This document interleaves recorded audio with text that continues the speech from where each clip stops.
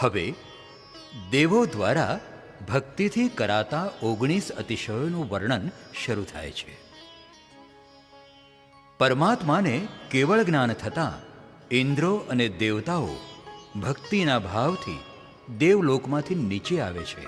પ્રભુની ભક્તિ કરવા સમવસરણ, અષ્ટપ્રાતિહાર્ય આદિ 19 અતિશયોની રચના કરે છે. જે અતિશયોથી પરમાત્માના અદ્ભુત ઐશ્વર્યમાં અનેક ગણી વૃદ્ધિ થાય છે.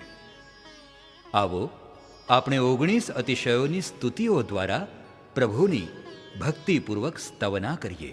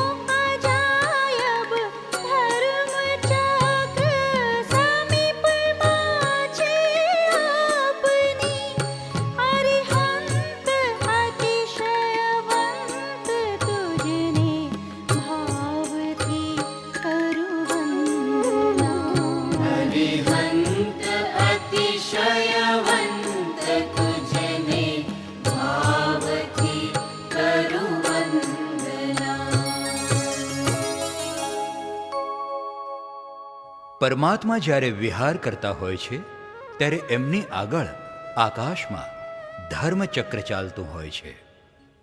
આ ધર્મચક્ર વ્યંતર દેવોએ બનાવ્યું, તે વહન કરાતું હોય છે.